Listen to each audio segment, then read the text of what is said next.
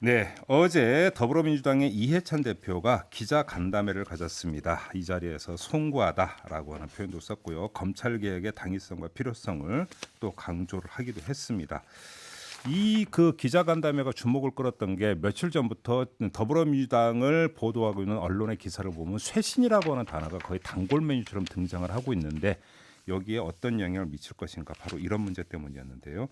자, 그래서 이분을 스튜디오로 직접 모시고 더불어민주당 돌아가는 사정에 대해서 한번 좀 이야기를 나눠보도록 하겠습니다.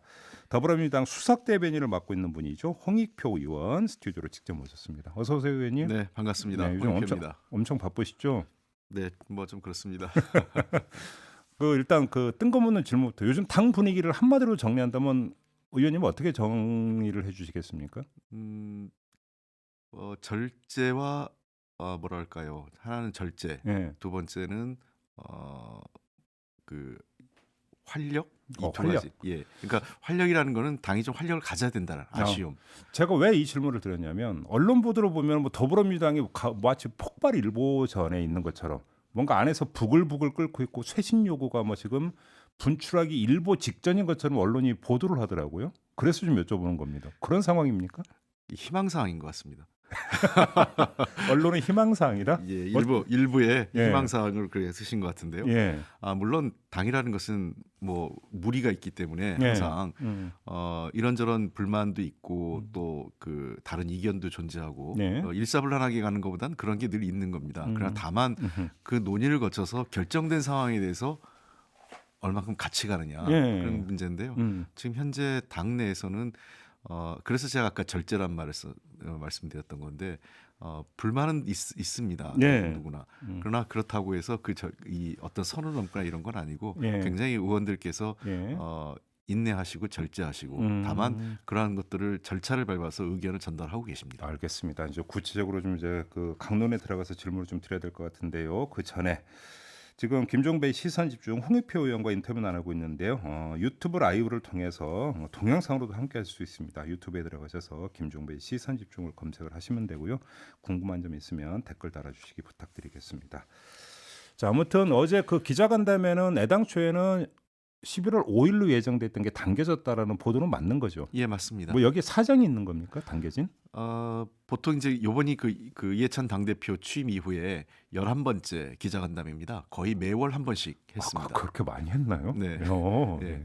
그러니까 뭐 이례적인 건 아니고요. 예. 11월 달 초에 원래 그래서 예정대로 하면 11월 초인데 그걸 한 일주일 정도 당긴 겁니다. 네. 그건 뭐 여러 가지 사정이 있었지만 가장 뭐 중요한 건 어쨌든 당 안팎에 최근에 두 분의 의원께서 불출마도 얘기하고 네. 여러 그 전국 상황도 좀 마무리돼가는 시점, 그다음에 패스트트랙과 또 검찰 개혁 등이 네. 핫 이슈로 지금 제기되고 있는 시점이기 때문에 예. 이 시점에서 당 대표가 입장을 어느 정도 정리된 걸 발표하는 게 좋겠다라는 예. 생각이 들어서 시기를 조절한 겁니다. 8192님이 지금 문자 주시기를 이해찬 대표가 사과할 생각은 하나도 없이 등 떠밀려 사과한 거 아니냐 이런 식으로 질문을 주셨는데요. 어떻게 생각하세요? 글쎄요, 뭐 사과를 뭐 늘 하고 싶어하는 사람은 많지 않겠죠.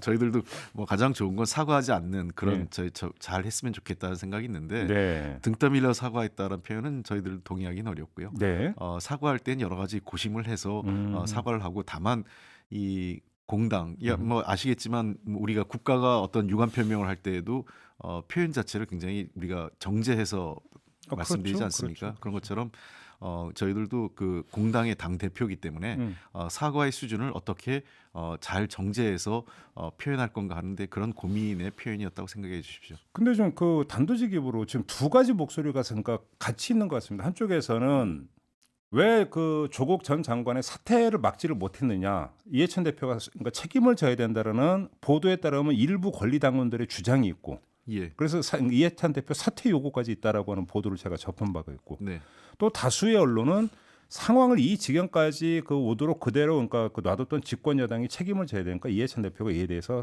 또 사과를 해야 된다는 목소리도 있고, 네. 여기서 중심 잡기가 힘들 것 같습니다.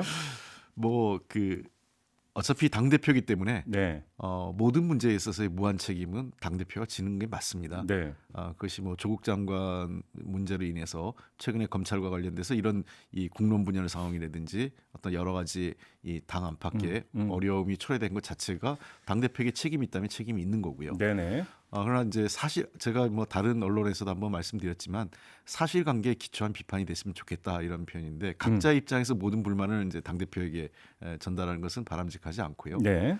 지금 현재 그 특히 일부 그 권리당원 중심으로 해서 제기되는 마치 뭐 이해찬 당대표가 조국 장관을 낙마시키는데 앞장섰다라는 것은 전혀 사실관계에 부합하지 않습니다. 아마 거꾸로 이 대표의 역할이 이 대표나 당의 그동안 역할이 없었으면 네. 장관 임명 자체도 쉽지 않은 상황이었습니다.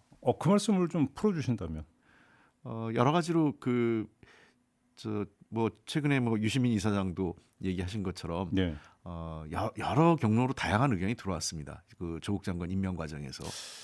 잠깐 그 말씀을 하시니까 질문 안 드리려고 했는데 질문을 안 드릴 수가 없을 것 같은데 유시민 이사장이 엊그제 알릴레오를 통해서 했던 이른바 그 내사설의 근거라고 네. 하는 것들을 이제 이야기를 했어요. 이게 네. 근거냐 아니냐 뭐 논란은 있지만 그 떠나서 제가 이 점을 지금 다시 환기하면서 질문을 드리는 이유가 일전에 그 의원님께서 저희와의 전화 인터뷰에서도 비슷한 말씀을 하신 적이 있단 말이에요. 저 유시민 장관 이사장보다 제가 먼저 얘기했죠. 한참 먼저 말씀을 하셨는데 예. 정리를 좀 해주는 거 팩트는 어떤 겁니까? 분명히 말씀드리면 여러 경로를 통해서 네.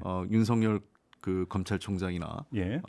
그 검찰 측으로부터 그런 의견이 올라온 건 사실입니다. 조국은 안 된다라고 하는. 예, 여러 가지 문제가 있고 예. 뭐 부적절하다. 예. 그럼 뭐 대통령에 대한 충정에서 한 것이다라는 그러면 게 있고요. 그러면 윤석열 검찰총장의 그런 여러 차례 어떤 그 의견 표명이 유시민 이사장이 이야기하는 것처럼 내사의 어떤 결과라고 보십니까? 그러니까 저는 바로 내사와 연결 짓는 거는 조금 제가 어떤 근거를 갖고 있지 않기 때문에 예. 다만 그런 아니다가 아니라 모르겠다라는 예, 겁니까? 그건 제가 확인할 제 현재로서는 확인할 수 있는 상황은 아니고요. 예. 다만 그 본격적인 압수수색 영장이라든지 검찰의 공식적인 수사 이전에 예. 그러한 의견들이 나왔다는 것은 상당히 사전에 어떠한 입장을 갖고 있었던 건 분명하지 않느냐는 겁니다. 지금 압수수색 이전이라는 표현을 쓰셨는데 그러면 유시민 이사장은 그 지명된 8월 9일부터 1차 압수수색이 있었던 8월 27일 사이에 어느 날 네. 이라고 얘기를 했거든요. 예. 윤석열 총장의 어떤 예. 입장 표명이. 예. 그러니까 그 의원님도 압수수색 이전이라는 표현을 쓰셨습니다. 그럼 네. 그건 같은 이야기라고 제가 해석을 해도 되는 겁니까? 아마 제가 알고 있는 사실과 유시민 이사장이 알고 있는 사실은 거의 동일한 내용으로 알고 있고요. 그래요. 예, 그 외에도 예.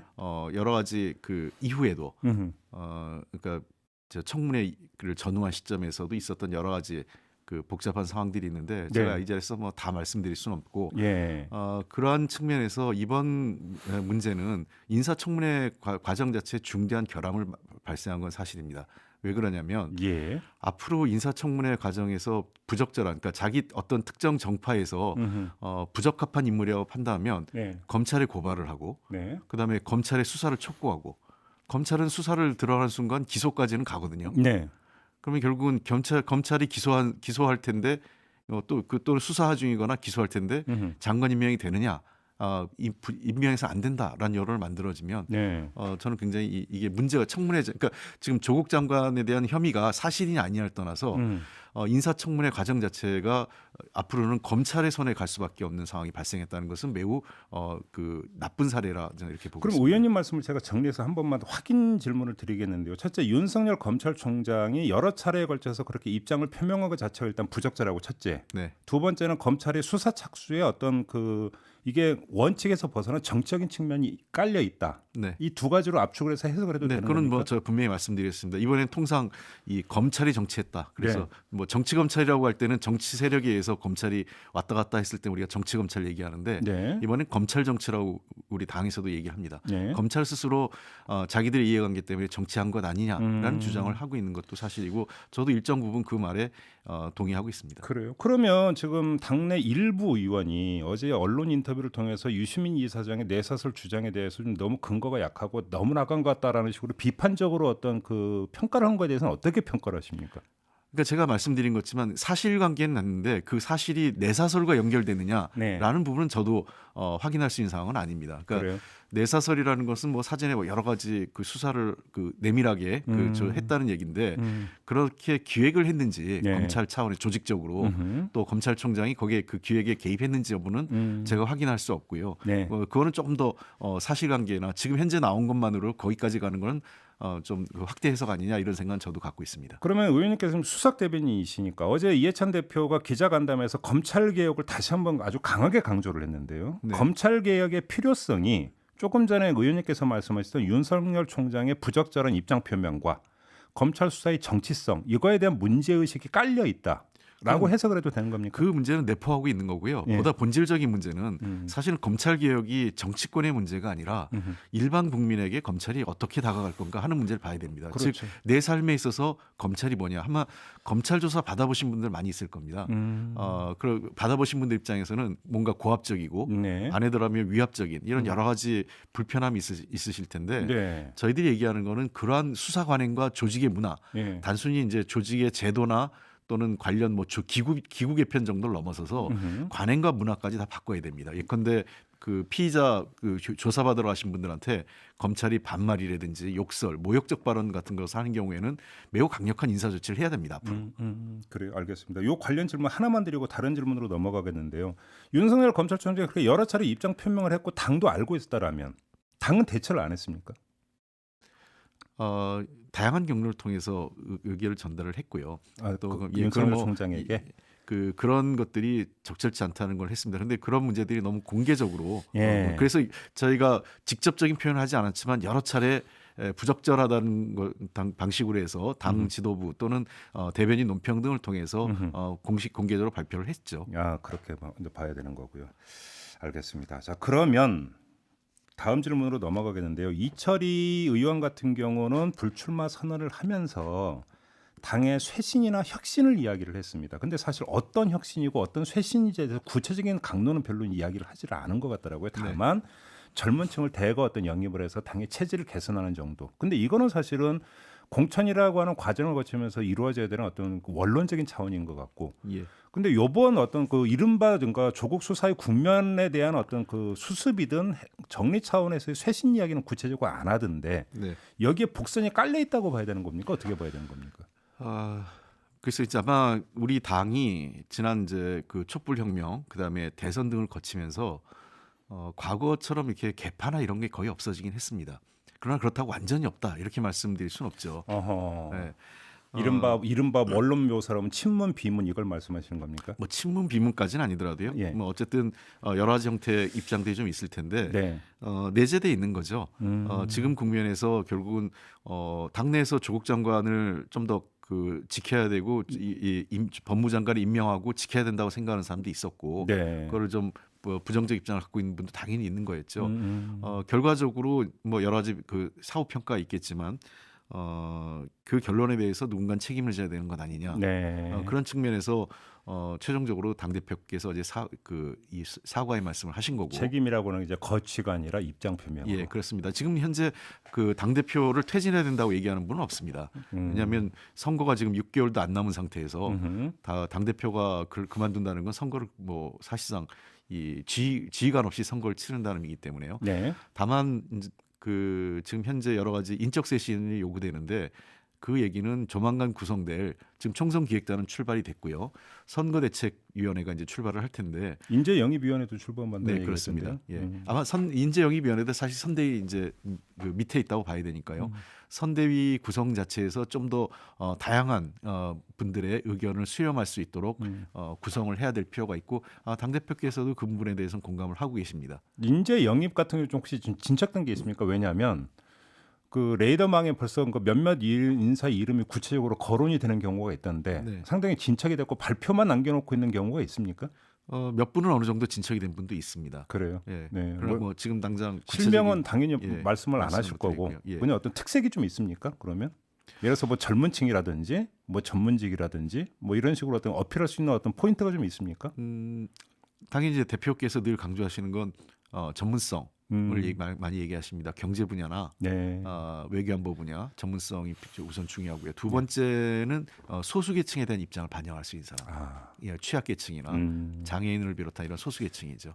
그리고 젊은 세대는 당연히 그런 속에서 젊은 세대의 인재가 있다면 네. 요즘 대표께서 많이 얘기하시는 거는 뭐 젊은 세대 30%이 얘기를 많이 하시잖아요. 일부 의원들께서. 좋은 사람을 추천해 오면 30% 아니라 40%까지 하겠다. 그러니까 네. 그 비율을 얘기하지 말고 사람을 구체적으로 추천해 달라 이런 네. 얘기를 많이 하십니다. 그러면 그 1차 인재 영역 결과에 대한 1차 발표는 언제쯤으로 그 예상을 하고 있나요? 글쎄요, 그거는 조금 좀더 있어야 됩니까? 아직 확정되어 있지는 않습니다. 알겠습니다. 자, 간만에 그 의원님을 스튜디오로 모시다 보니까 지금 질문 드려야 될 게 너무 많은데 시간이 다 됐는데 그래도 요거는 좀 여쭤보고 넘어가야 될 것 같습니다. 당 수석 대변인이 아니라 예. 안보통으로서 금강산 문제에 대한 어떤 해법이 사실은 좀 그 잘 안 보이고 있습니다. 우리가 실무 협의를 제안을 했지만 북측에서는 그냥 서면으로 하자고 이제 그 거절을 한 상태인데 네. 돌파구가 있을 수 있을까요? 우선 이 문제에 대해서는 정부가 그 꼼꼼하게 그 지금까지의 과정을 좀 되돌아봐야 되는데요. 11월 18일이 금강산 관광 시작한 지 21주년 되는 그런가요? 그 해입니다. 11월 18일이. 예. 지난 1999년 이제 그 98년 그렇죠. 11월 18일 날 시작됐기 때문에요. 예.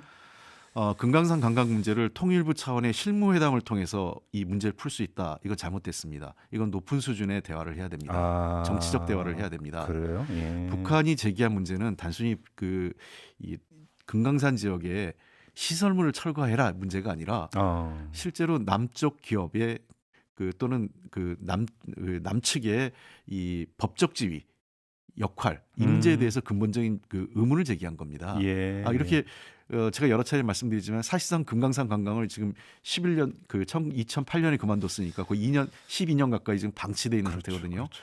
제재하고 관련이 없다고 우리도 얘기합니다만 사실상 미국과의 관계 속에서 안 하고 있는데 안 할 거면 그럼 아예 포기하든가라는 얘기를 던지는 거거든요. 그래서 이런 마치 이 실무협상 통일부의 실국장 정도가 가는 실무협상을 통해서 문제를 해결한다. 이 접근 정책이 잘못됐고요. 네. 관광 문제를 이 제재하고 관련이 없다면 우리가 좀 전향적으로 이걸 시작하려고 하는 의지가 있어야 됩니다. 지금 북측의 요구는 하든지 말든지 양자택일 해라.